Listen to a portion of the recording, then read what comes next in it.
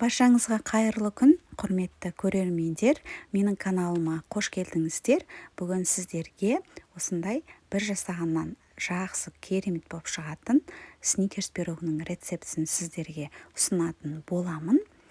Осы менің видеомды соңына дейін толық көру үшін менің каналыма тіркеліп, қоңыраушаны басып, пікір қалдырып, және лайк басып қоюды ұмытпаңыз. Ал олай болса, біз қамырын дайындауға кірісетін боламыз. Ең алдымен құрғақ ингредиенттерімізді жақсылап араластырып аламыз. Ол үшін ұнды саламыз, үстіне қантты саламыз, қопсытқышты саламыз, және де сапалы какаоны салып, жақсылап құрғақ ингредиенттерімізді жақсылап араластырып аламыз. Өте оңай жасалады қарапайым пирогтардың бірі. Барлық қажетті ингредиенттерді төменге жазып қалдыратын боламын. Араластырып алдық мінекей. Енді үстіне 2 жұмыртқаны саламыз. Ерітілген сары майды саламыз және жақсылап қолымызбен жақсылап қамыр дайындайтын боламыз. Бұл пирогтың шығыны да өте көп емес қыздар, яғни тапсырысқа дайындап жасасаңыздар да болады. Толық грамдарын, өлшемдерін төменге описание бөліміне жазып қалдырамын. Жақсылап шоколадты қамырымызды илеп бастаймыз. Ешқандай артық ұнды қоспаңыздар, яғни осы грамдап өлшенген ұнды ғана пайдаланыңыздар.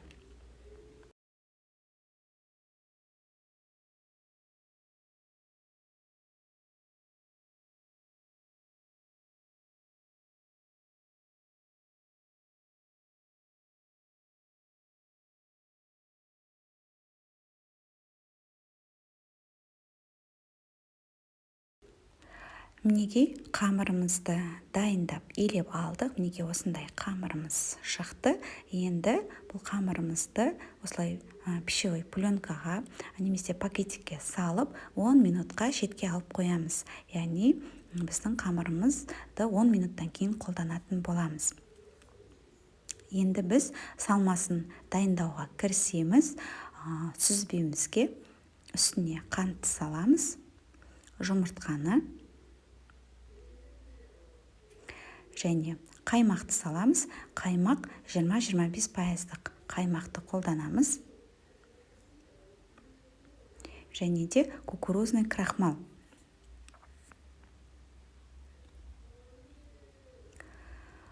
Барлығын жақсылап, осы қоспамызды блендермен жақсылап езіп, біркелкі масса болғанша жақсылап біріктіріп езіп аламыз.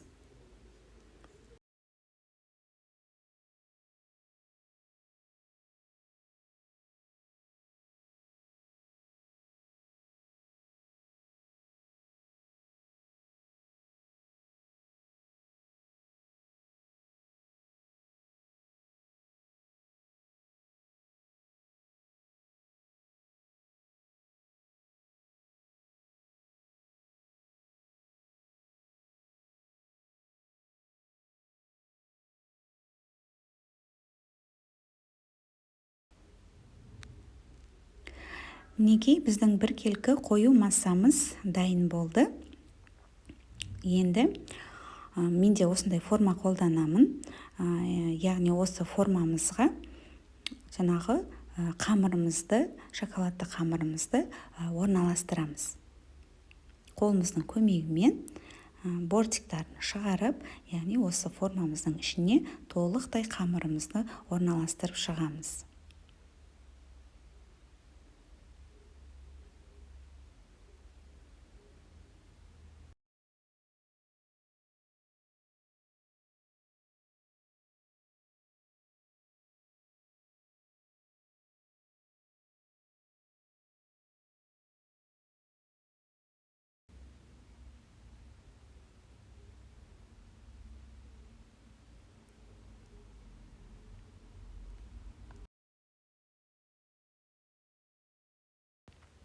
Мінекей қамырымыздың барлығын орналастырып алдық. Енді осы қамырымызға салмасын құямыз.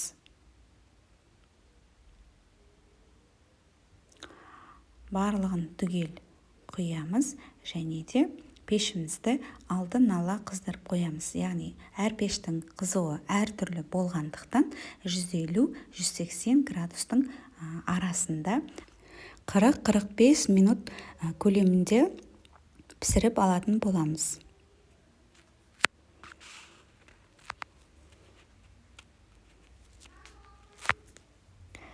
Енді ганашын дайындаймыз. Ол үшін бізге сары май және шоколад қажет болады. Микроволновкада немесе су буында ертіп аламыз. Шоколадты ерітіп алдық. Енді үстіне жартылай үгітілген жаңғақтарымызды салып, жақсылап араластырамыз.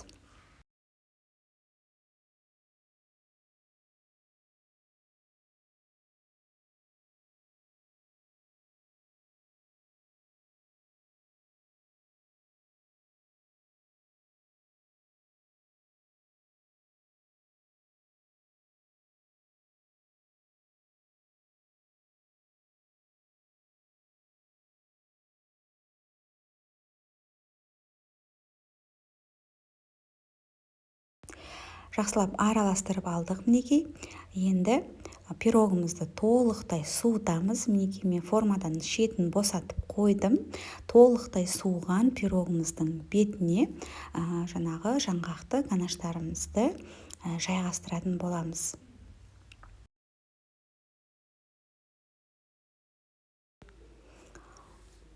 Яғни ганаштарымыздың барлығын пирогымыздың бетіне толықтай лопатканың көмегімен жақсылап жайғастырып, орналастырып жағамыз.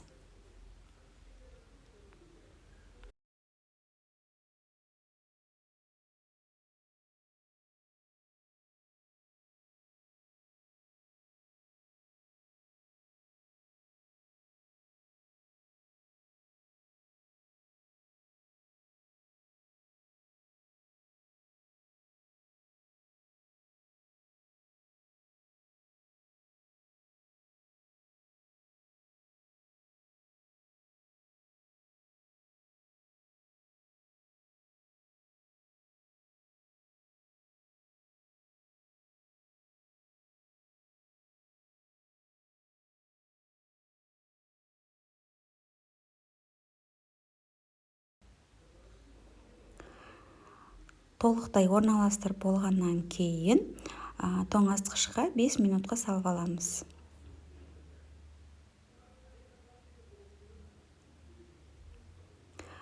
Яғни бетін өз қалауларыңызша әсемдесеңіздер болады. Яғни мен осындай шетіне миндальный слайсимен әсемдеп шықтым. Мінекей пирогымыз дайын. Сіздер де жасап, дайындап көрсеңіздер болады. Және де менің каналыма тіркеліп, тегін лайктарыңызды басып кетуді де ұмытпаңыздар. Сіздер де жасап, дайындап, үй ішіне жасап берсеңіздер болады. Барлықтарыңызға ас болсын.